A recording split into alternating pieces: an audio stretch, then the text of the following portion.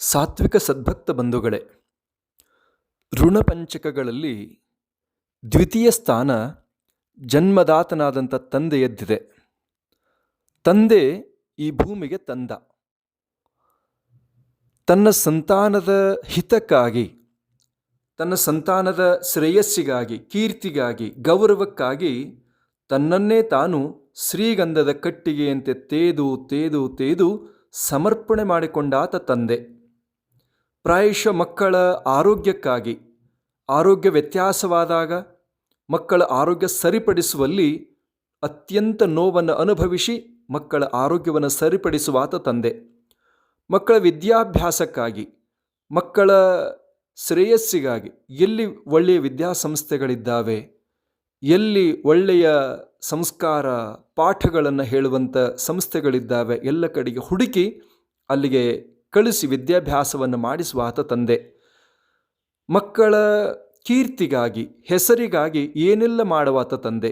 ಸಮಯಕ್ಕನುಸಾರವಾಗಿ ಶಾಲಾ ಫೀಸನ್ನು ಕಟ್ಟುವುದಿರ್ಬೋದು, ಪುಸ್ತಕವನ್ನು ಕೊಡಿಸೋದು, ಪುಸ್ತಕ, ಬ್ಯಾಗು, ಪೆನ್ನು, ನೋಟ್ಬುಕ್ಕು, ಬುಕ್ಸ್ಗಳು, ಆನಂತರ ಮಕ್ಕಳು ಧರಿಸುವಂಥ ಉಡುಪು, ಆನಂತರ ಶೂ, ಸಾಕ್ಸ್ ಪ್ರತಿಯೊಂದನ್ನು ಕೂಡ ಸಮಯಕ್ಕನುಸಾರವಾಗಿ ಒದಗಿಸುವಾತ ತಂದೆ.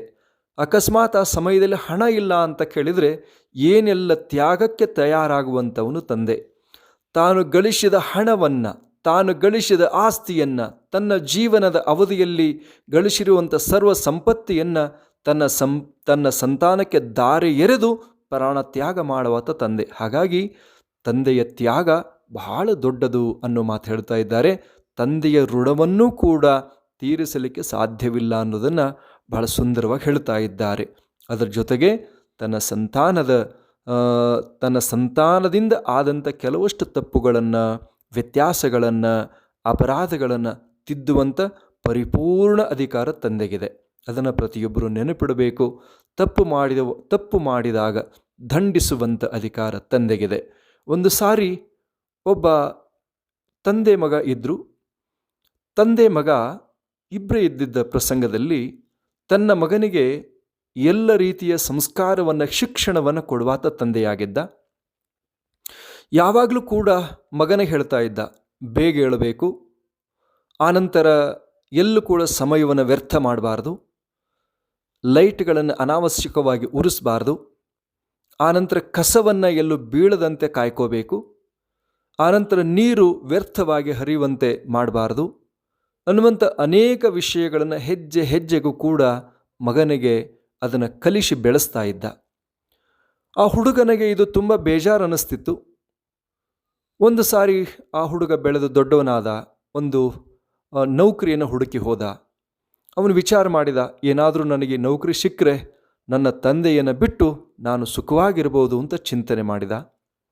ಆನಂತರ ಸಾಕಷ್ಟು ಜನ ಇಂಟರ್ವ್ಯೂ ಕೊಟ್ಟರು. ಅದರ ಜೊತೆ ಇವನು ಕೂಡ ಇಂಟರ್ವ್ಯೂ ಕೊಟ್ಟು ಬಂದ. ಅವರು ಆಫೀಸರ್ ಕರೆದ್ರು, ನಿನ್ನ ಹೆಸರು ಸೆಲೆಕ್ಷನ್ ಆಗಿದೆಯಪ್ಪ, ನಿನಗೆ ಸಾಕಷ್ಟು ನೀನು ಬೇಡುವಷ್ಟು ಹಣವನ್ನು ಕೊಡ್ತೇವೆ, ಈ ಕಂಪನಿಯಲ್ಲಿ ನೀನಿದ್ದು ಕೆಲಸವನ್ನು ಮಾಡಬೇಕು ಅಂತ ಅವ್ರು ಹೇಳಿದರು. ಅವ ಹೇಳಿದ, ನನ್ನ ಯಾವುದು ಇಂಟರ್ವ್ಯೂ ನೀವು ಮಾಡೇ ಇಲ್ಲಲ್ಲ ಅಂತ ಕೇಳಿದ. ಅವಾಗ ನೀನು ಇಂಟರ್ವ್ಯೂ ಆಯಿತು. ಅವನು ಕೇಳಿದ, ಹೇಗೆ ಅಂತ ಕೇಳಿದ.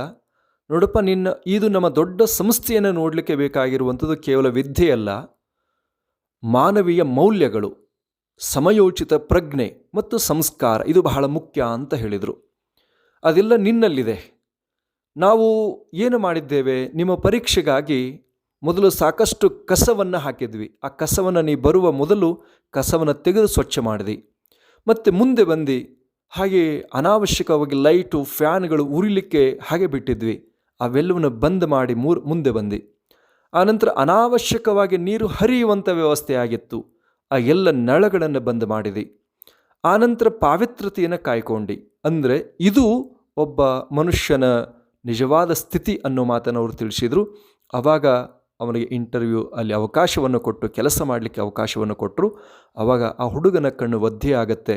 ನನ್ನ ತಂದೆ ಕೊಟ್ಟಂಥ ಸಂಸ್ಕಾರ, ನನ್ನ ತಂದೆ ಕೊಟ್ಟಂಥ ಮೌಲ್ಯಗಳು ಇವತ್ತು ನನಗೆ ಒಂದು ದಾರಿದೀಪ ಆಯಿತು ಅಂತ ಅರಿವಾಯಿತು. ಓಡ್ತಾ ಬಂದು ತನ್ನ ತಂದೆಯ ಪಾದಗಳ ಮೇಲೆ ಎರಗಿ ತನ್ನ ಕಣ್ಣೀರು ಹಾಕಿ ಪ್ರಾಯಶ್ಚಿತ್ತವನ್ನು ಮಾಡಿಕೊಂಡ ಅನ್ನುವಂಥ ಇತಿಹಾಸ ಬರುತ್ತೆ.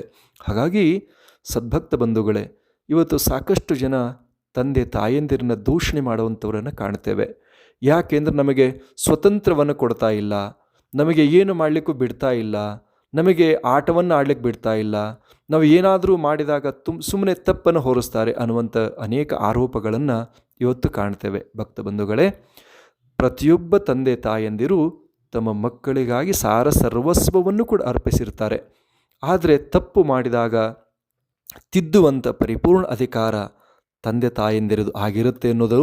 ಅದಕ್ಕೆ ಉದಾಹರಣೆಯಾಗಿ ನಿಮಗೆ ಹೇಳೋದಾದರೆ, ವರಸಿದ್ಧಿ ವಿನಾಯಕ ಒಂದು ಸಾರಿ ಏನಾಗತ್ತೆ, ಭೂಮಂಡಲವನ್ನು ಪರಿಕ್ರಮ ಮಾಡಬೇಕು ಅನ್ನುವಂಥ ಷರತ್ತನ್ನು ವಿಧಿಸಲಾಗತ್ತೆ. ಎಲ್ಲ ದೇವಾನುದೇವತೆಗಳು ಸಾಕಷ್ಟು ಜನ ಅದರಲ್ಲಿ ಭಾಗವಹಿಸ್ತಾರೆ. ಆದರೆ ಎಲ್ಲರೂ ತಮ್ಮ ತಮ್ಮ ವಾಹನಗಳ ರೂಢರಾಗಿ ಎಲ್ಲರೂ ಕೂಡ ಭೂಮಂಡಲ ಪರಿಕ್ರಮಕ್ಕೆ ಹೋಗ್ತಾರೆ. 3 ಬಾರಿ ಪರಿಕ್ರಮ ಮಾಡಬೇಕು ಅನ್ನುವಂಥ ಷರತ್ತು ಅದಾಗಿರುತ್ತೆ. ಆದರೆ ವರಸಿದ್ಧಿ ವಿನಾಯಕ ತನ್ನ ತಂದೆ ತಾಯಂದಿರು ಶಿವಪಾರ್ವತಿಯರನ್ನು 3 ಬಾರಿ ಪರಿಕ್ರಮ ಮಾಡಿ ನಮಸ್ಕಾರವನ್ನು ಮಾಡ್ತಾನೆ.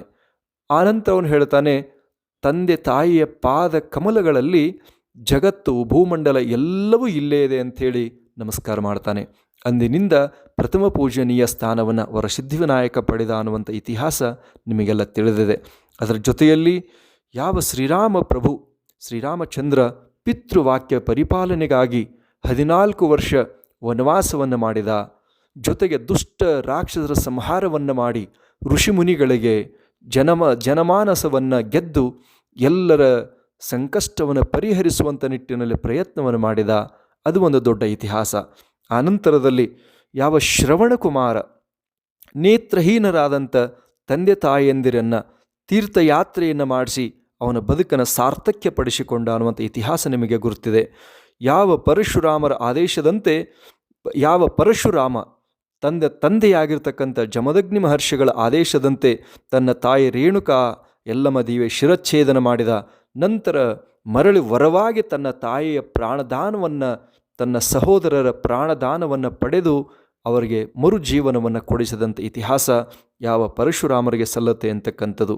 ಯಾವ ದೇವವ್ರತ, ಯಾವ ಶಂತನು ಚಕ್ರವರ್ತಿ ಹಾಗೂ ಗಂಗಾದೇವಿಯ ಪುತ್ರನಾಗಿರ್ತಕ್ಕಂಥ ದೇವವ್ರತ ತನ್ನ ತಂದೆಯ ಸುಖಕ್ಕಾಗಿ, ತನ್ನ ತಂದೆಯ ಹಿತಕ್ಕಾಗಿ ತಾನು ಎಂಥ ಪ್ರತಿಜ್ಞೆ ಮಾಡಿದ ಅನ್ನೋದು ನಿಮಗೆಲ್ಲ ಗುರುತಿದೆ.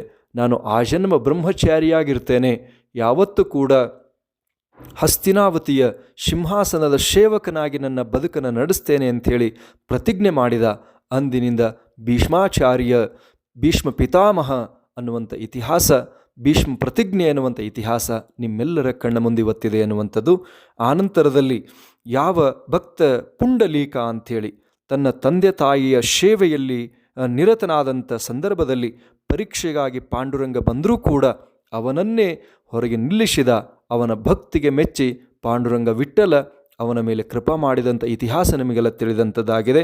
ಆನಂತರ ಯಾವ ಸಾಮ್ರಾಟ್ ಛತ್ರಪತಿ ಶಿವಾಜಿ ತನ್ನ ತಾಯಿ ಮಾತಾ ಜೀಜಾಬಾಯಿಯ ಆದೇಶದಂತೆ 16ನೇ ವರ್ಷದಲ್ಲಿ ಮರಾಠ ಸಾಮ್ರಾಜ್ಯವನ್ನು ಸ್ಥಾಪನೆ ಮಾಡಿದ, ಮರಾಠ ಸೈನ್ಯವನ್ನು ಕಟ್ಟಿ ನಮ್ಮ ಹಿಂದೂ ಸಂಸ್ಕೃತಿಯನ್ನು, ಹಿಂದೂ ಸಮಾಜವನ್ನು, ಹಿಂದೂಗಳಿಗೆ ಬಲವನ್ನು ತುಂಬಿರ್ತಕ್ಕಂಥ ಕೀರ್ತಿ ಛತ್ರಪತಿ ಶಿವಾಜಿಗೆ ಸಲ್ಲತ್ತೆ ಅಂತಕ್ಕಂಥದ್ದು. ಹಾಗೆ ಇತಿಹಾಸದಲ್ಲಿ ನೂರಾರು ಜನ, ಸಾವಿರಾರು ಜನ ಸಂತರು, ಮಹಂತರು, ಮಹಾತ್ಮರು ಆಗಿ ಹೋಗಿರುವಂಥ ಇತಿಹಾಸ ನಮ್ಮ ಕಣ್ಣ ಮುಂದೆ ಇದೆ ಸದ್ಭಕ್ತ ಬಂಧುಗಳೇ. ಹಾಗಾಗಿ ತಂದೆ ತ್ಯಾಗಮೂರ್ತಿ, ತಂದೆ ಸರ್ವಸ್ವವನ್ನು ನಮಗಾಗಿ ಅರ್ಪಿಸುವಾತ. ಅಂತೆಯ ತಂದೆಯ ಭಾವನೆಗಳಿಗೆ ಧಕ್ಕೆ ಬಾರದಂತೆ ತಾಯಿ ತಂದೆಯರನ್ನು ಅತ್ಯಂತ ಪ್ರೀತಿಯಿಂದ, ಗೌರವದಿಂದ, ವಿನಮ್ರ ಭಾವದಿಂದ ನೋಡಿದಾಗ ಬದುಕು ಪಾವನವಾಗತ್ತೆ ಅಂತಕ್ಕಂಥ ಮಾತು. ಇವತ್ತು ಸಾಕಷ್ಟು ಜನ ತಾಯಿ ತಂದೆಯರನ್ನು ವೃದ್ಧಾಶ್ರಮಕ್ಕೆ ಸೇರಿಸುವಂಥದ್ದನ್ನು ಕಾಣ್ತಾ ಇದ್ದೇವೆ. ಹಾಗೆ ಆಗೋದು ಬೇಡ ಅಂತ ಅನಿಸುತ್ತೆ. ಎಲ್ಲವನ್ನೂ ಮಕ್ಕಳಿಗಾಗಿ ಕೊಟ್ಟಂಥ ತಾಯಿ ತಂದೆಯರನ್ನು ಅಂತಿಮ ಅವಸ್ಥೆಯಲ್ಲಿ, ಕೊನೆಯ ಸ್ಥಿತಿಯಲ್ಲಿ ಜೊತೆಗಿಟ್ಟುಕೊಂಡು ಅವರು ನಿಮ್ಮಿಂದ ಏನು ಬಯಸಲ್ಲ, ಅವರು ನೋವಾದಾಗ, ಅವರಿಗೆ ಆರೋಗ್ಯದಲ್ಲಿ ವ್ಯತ್ಯಾಸವಾದಾಗ ಒಂದಷ್ಟು ತಪಾಸಣೆ ಮಾಡಿಸ್ತಕ್ಕಂಥದ್ದು, ಅವರಿಗೆ ಹಸಿವಾದಾಗ ಒಂದಷ್ಟು ಬಿಸಿ ಊಟವನ್ನು ಕೊಡಿಸಿದ್ರಿ ಅಂತ ಕೇಳಿದರೆ, ಕೊಟ್ರಿ ಅಂತ ಕೇಳಿದರೆ, ಇದು ಸಾರ್ಥಕ ಬದುಕು ಆಗತ್ತೆ ಅನ್ನುವಂಥ ವಿಷಯವನ್ನು ಪ್ರಸ್ತಾಪನೆ ಮಾಡಿ ಆ ನಿಟ್ಟಿನಲ್ಲಿ ಸರ್ವರು ನಡೆದುಕೊಂಡು ಜೀವನವನ್ನು ಸಾರ್ಥಕ್ಯದ ಕಡೆಗೆ ಕರೆದುಕೊಂಡು ಹೋಗೋಣ ಅನ್ನುವಂಥ ವಿಷಯವನ್ನು ಪ್ರಸ್ತಾಪನೆ ಮಾಡ್ತಾ ಇದ್ದೇವೆ. ಓಂ ಶಿವಂಭುಯಾತ್.